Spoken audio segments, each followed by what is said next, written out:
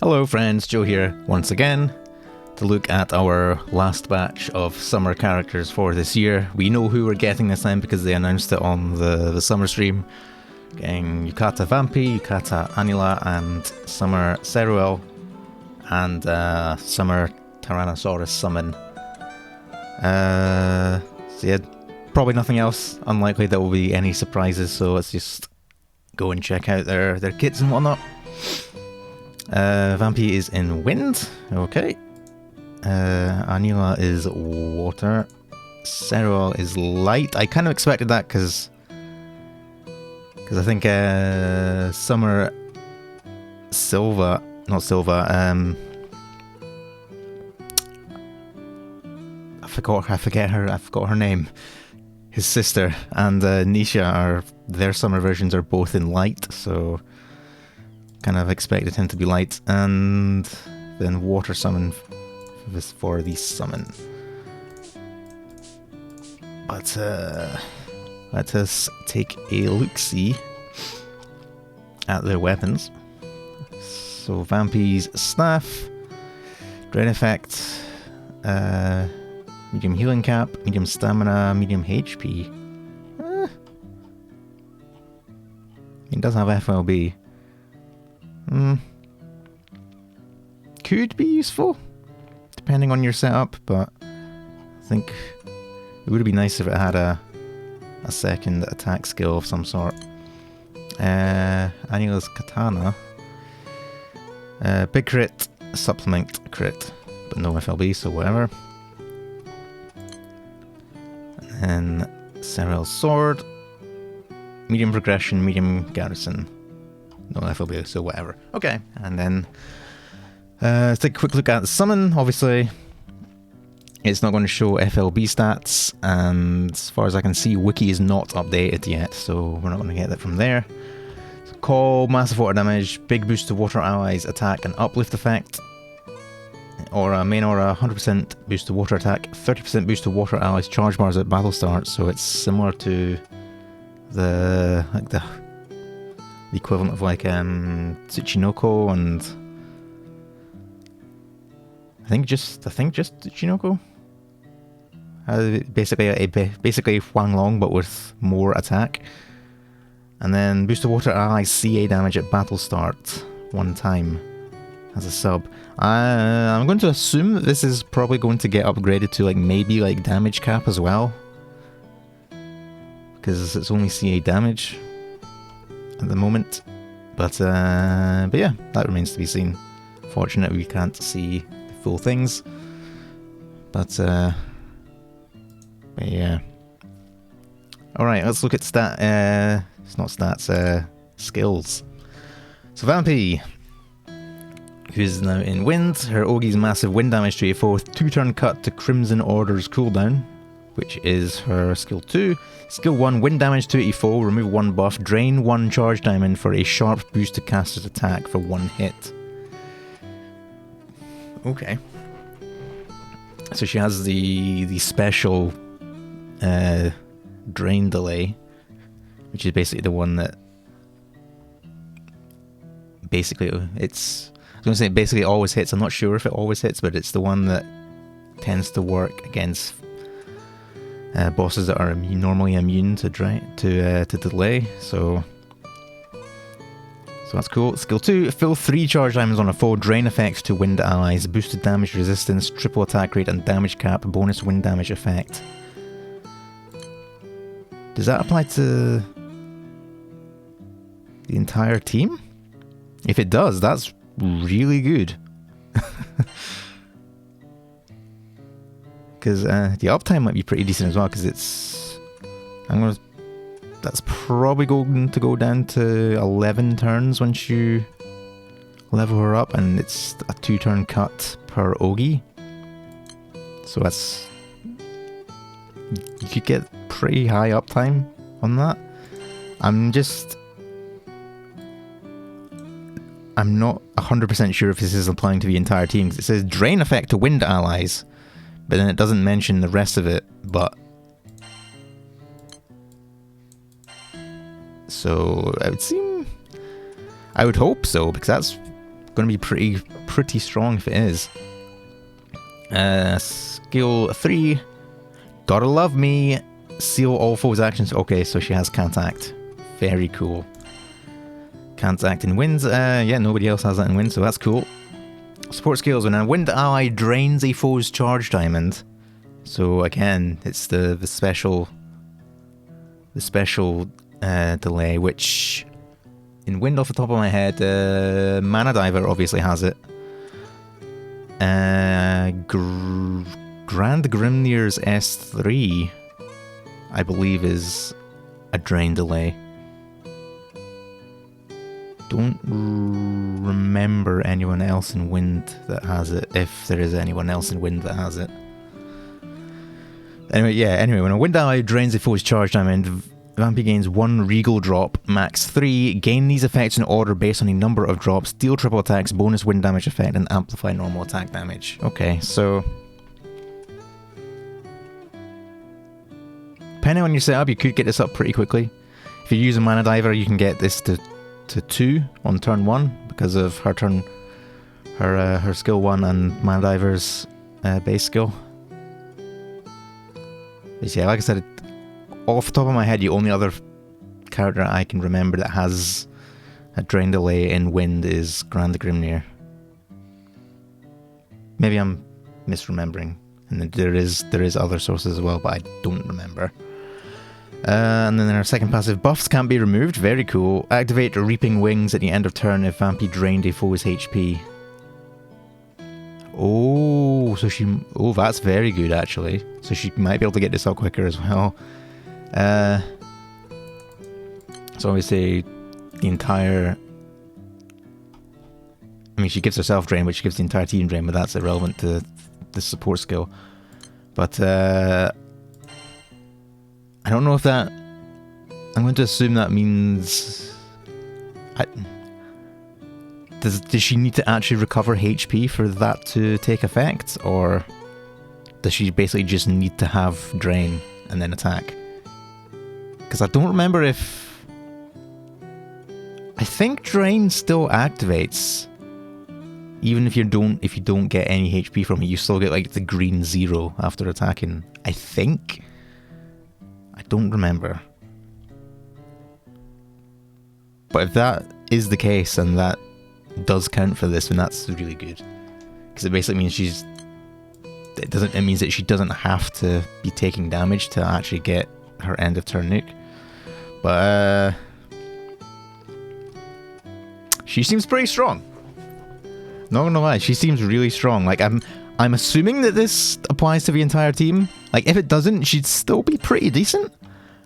But obviously we don't have numbers, but like I'm gonna assume this is basically 100%, so basically immune to debuffs. Like Echoes is always nice, and this is yeah, this is triple attack rate, so it's probably not 100%, and then damage cap as well. So assuming that's the entire team with what could possibly be 100% uptime is pretty strong, with a special drain that can potentially activate every turn and can't act.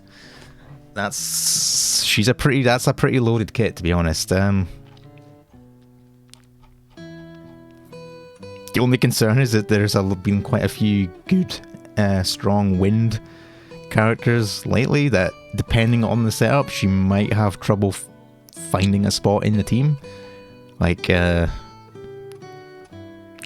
obviously in a lot of setups, Grand Ewiar and Halloween Lich are like basically auto slots. So that basically leaves like one spot really to fit her in, but she could easily fit in that spot, I think. Like, especially if you're using it with Halloween Lich, that's potentially just two delays every turn, which is very cool. But yeah, she seems pretty good. She has an assassin as well.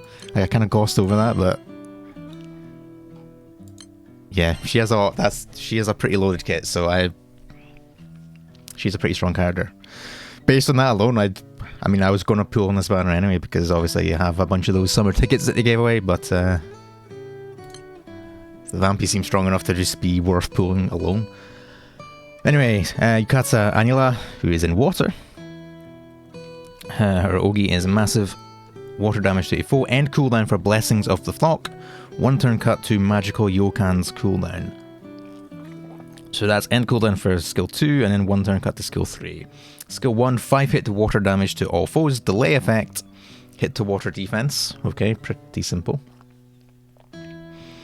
Nice multi-hits. So Blessing of the Flock, this is the one that ends cooldown on Ogi. Cast deals triple attack, strength effect, restore HP when Euphoria level is 3 or above, affects all allies. This is, I think this is similar to her regular summer version in Wind. She has a similar skill that resets on cooldown. And skill 3, 15 hit water damage to random foes. Water allies attack without using up a turn. Okay. Skill sealed effect to Anila can only be used when Euphoria level is 5 or higher. Okay, so the question is, what does she start? Does she start the battle with 5 or higher? Because this is basically like a... This is a tag, yeah, it's a tag team skill, like similar to like Grand Percy's. Oh, it does give this to her, but oh, it can't be removed. That's... I was gonna say just bring delay, not delay, clear, and just, but you can't remove it. But it's only 2 turns, so depending on the setup, might not be too bad. So support skills. Normal attacks deal 2 hit damage to random foes. At the end of turn, when allies deal damage 20 or more times to the current target in 1 turn. Bonus superior element damage effect to all allies. Raise Anila's Euphoria level by 1, max 5. So doesn't look like she starts with anything, so that's a bit unfortunate. Gain these effects based on the order, in order based on Euphoria level. Deal multi-attacks, boost to attack, amplify normal attack damage, boost to damage cap, and buffs can't be removed. Okay, so she seems really strong for auto burst. She has not quite the Grimnir passive, the Valentine Grimnir passive, but it's still split autos. And then like bonus echo when, like, this is going to be really easy to activate if you're using an auto comp, especially if you're using Kreisvelger. I don't know how to pronounce that weapon, but the 150 moon water gun, which is what makes water auto burst so crazy. I don't know enough about that. Like, I'm a Magna Ogi water pleb, so I don't know too much about the whole auto attack strategies in water with, like, you know, like I said, Resvelger and like Erica and what's her face, Gwen and whatnot. So my gut is that she seems like she'd be a really good fit for that kind of comp, just purely mostly because of this. Like, this is nice as well, but I don't know how much it really comes into effect in terms of burst anyway. Like this, that's the biggest concern, is not being able to use this turn 1. Like, you have to get, this is going to take minimum, what, turn 6 before you can use this. But like I said, I don't know enough about that, like, auto setup. Like, I don't know how many turns it normally takes to set up Resvelger stuff, so I don't know. My gut, as someone, like, I'm not a super theory crafter knowledgeable player of this game, like I've mentioned quite often, but my gut is that she seems really good for water auto comps. I mean, even if you're not using like the super crazy Resvelger burst, like, she still seems like she'd be pretty good just for like more regular stuff if you're doing more auto stuff rather than Ogis. But yeah, she seems good. Like I said, I will delegate that to the people who know what they're doing in that sort of setup to find out whether she's actually worth using or not. But my gut is that she seems pretty strong for auto comps in water, if that's what you're doing. Anyway, moving on to Summer Seruel, who's in light. And his Ogi is massive, light damage to a foe, boost to all allies, light attack stackable, and 10% boost to charge bars. Okay. Skill 1, 2 hit light damage to a foe, restore allies HP, 20% boost to charge bars, raise caster's Solas level by 1. When activated at level 3, consume all levels and charge bar boost changes to 100%. Okay, so Ogi stuff in light. Skill 2, CA reactivation effect to caster one time, boost to all allies CA specs stackable. Cool. Debuff immunity to all allies one time, revitalize effect, and dispel cancel. Okay, cool. Upon the chain burst ascension, I believe that's 4. 10 hit light damage to all foes, 1 turn cut to glowing litany, which is skill 2's cooldown. Activate sunlight raid every 3 turns, which is that. Okay. Pretty simple kit, to be honest. So if you're playing Ogi in light, probably want to use him because he I was gonna wonder, like maybe this, because he seems to give a lot of charge bar. Like he gives 10% boost to all allies charge bars on Ogi, 20% on this, which activates every 3 turns. So like, I wonder if that means that you could do like mostly play like a full Ogi comp in light, but without having to use Kengo. I wonder if that. Interesting. And yeah, like pretty simple kit. Some nice utility here, which on an okay cooldown. Yeah, not much to say about Seruel, honestly. Like he seems pretty decent if you're playing Ogi in light. Like I said, I need to actually try him out to see if you can forego using Kengo, because obviously the reason you use Kengo is primarily because it basically just dumps charge bar on your entire team all the time because of Kaneshige. All the chain burst buffs that the mastery level with Kengo gains is really nice as well, but it would be cool to be able to play light and still light Ogi and still be effective and not have to use Kengo. Like be able to use like some other stronger class. So yeah, possibly pretty cool. Like I don't think you want to use him in a non-Ogi comp. He's very clearly designed around playing Ogi in light, which if you're not doing, then you're not going to use him because that's all he does really. Apart from a little bit of utility here, he's just, hey, you want to Ogi some more? Then here's some charge bar. Here's CA reactivation and charge bar specs. So yeah, pretty simple kit. Pretty strong if you're using Ogi in light, I would say.